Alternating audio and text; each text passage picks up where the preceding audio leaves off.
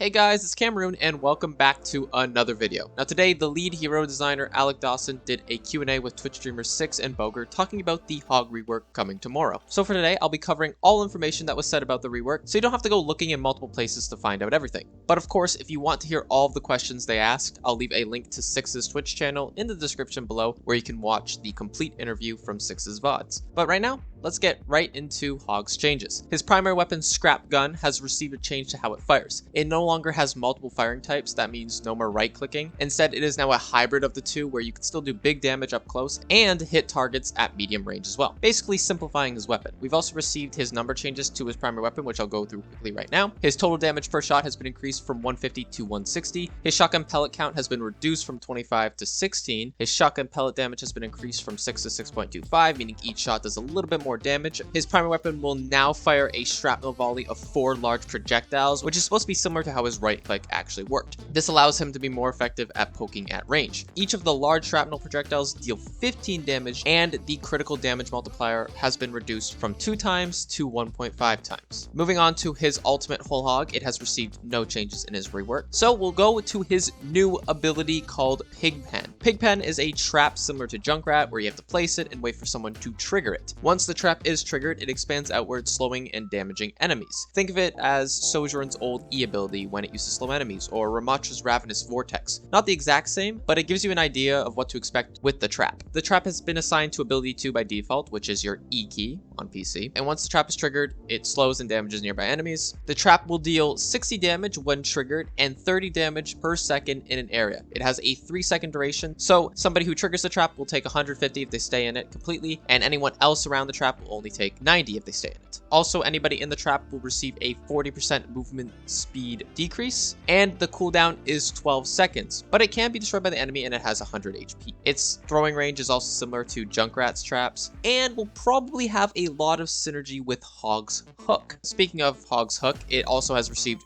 no changes either. And finally, let's go into Take a Breather, and this ability has received some pretty big changes as well. Take a Breather is now activated by holding secondary fire, and its cooldown for each use has been decreased from 8 seconds to 1 second. You're probably thinking, whoa, what the heck? That's insane. But no, the ability has now been converted to a resource meter. So this meter will deplete the longer you use Take a Breather and then recharge when you're not using it, similar to Alari's healing output or Diva's defense matrix, which I think is the better comparison. Take a Breather requires 12 full seconds to reach full charge from empty, and at a full charge, Take a Breather can heal up to 450 health over 3 seconds. But now since it's a resource, you don't have to commit the full 3 seconds to get the 450 HP. You can use it somewhat and then save a little bit more. There's also an option being added where you can then toggle Take a Breather, which is nice for quality of life, but the damage reduction on Take a Breather has been reduced from 50% to 30% and no longer amplifies healing received when he finishes using it. With his healing ability being a resource now, it will suffer less from hard counters he's had before. Like, you can now stop healing if you're antied by Ana, or you don't lose all of your healing the moment you've been speared by Orisa. I really like this new approach to Take a Breather. The overall idea of this rework is to enhance his core identity while keeping his playstyle pretty much the same. So if you play Hog, you won't have to adjust too much to how you play him to get the value. Of course, there's some key bindings that will take some time to get used to unless you rebind, or not having the secondary fire may be a little weird. But overall, he's still Hog, and I think that's a good thing to do because you don't want to change it so much to the point where you're like, this isn't even the same hero. I know some players do probably want that, but I'm on the side where I think it's better to keep his core identity. I think this rework's actually pretty good.